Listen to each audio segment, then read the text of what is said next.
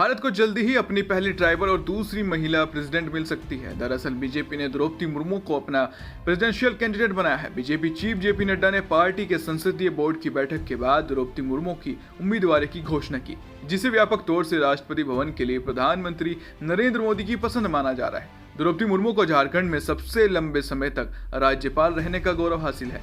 यदि द्रौपदी मुर्मू चुन ली जाती है तो वे प्रतिभा पाटिल के बाद दूसरी महिला प्रेसिडेंट होगी। तो कौन है द्रौपदी मुर्मू?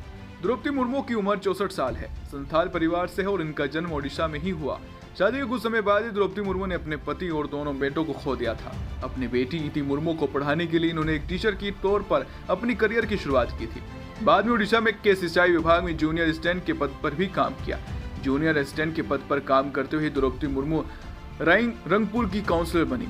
इसके बाद द्रौपदी मुर्मू ने पीछे पलटकर नहीं देखा और लगातार आगे बढ़ती चली गई। 2015 में इन्हें झारखंड का राज्यपाल बनाया गया। द्रौपदी मुर्मू ने 2021 तक झारखंड के राज्यपाल के रूप में काम किया है। द्रौपदी मुर्मू की फैमिली में उनकी बेटी इति मुर्मू है, जिन्हें द्रौपदी मुर्मू ने अपनी नौकरी से मिलने वाली सैलरी से पढ़ाया और बड़ा किया।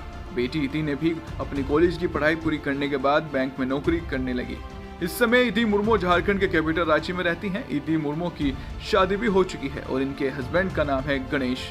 द्रौपदी मुर्मू नानी भी बन चुकी है और इनकी नातिन का नाम है अदाश्री। तो आदिवासी परिवार से आने वाली द्रौपदी मुर्मू राज्यपाल होने के बावजूद जमीन से जुड़ी हुई हैं, जिन्होंने गरीबों के लिए बहुत काम किया है। इसका सबूत यह है कि उन्हें मयूरभंज जिला के रायरंगपुर टाउनशिप में एक मंदिर की सफाई करते हुए भी देखा गया है। बताया जाता है कि द्रौपदी मुर्मू रायरंगपुर के 3 मंदिरों में सुबह सुबह पहुंची। मंदिर में प्रार्थना करने से पहले ही उन्होंने पूर्णदेश्वर शिव मंदिर में झाड़ू लगाकर सफाई भी की। द्रौपदी मुर्मू सादगी और शालीनता से सुरबार महिला है। जब उनके नाम की घोषणा देश के सबसे बड़े पद के लिए हुई तो द्रौपदी मुर्मू ने एक इंटरव्यू में कहा कि मुझे इस बारे में पता ही नहीं था।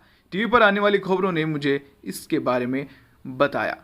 झारखंड में अपने कार्यकाल के दौरान द्रौपदी मुर्मू ने कॉलेज के लिए विद्यार्थियों का ऑनलाइन एडमिशन शुरू करवाया। साथ ही उन्होंने चांसलर पोर्टल भी शुरू करवाया।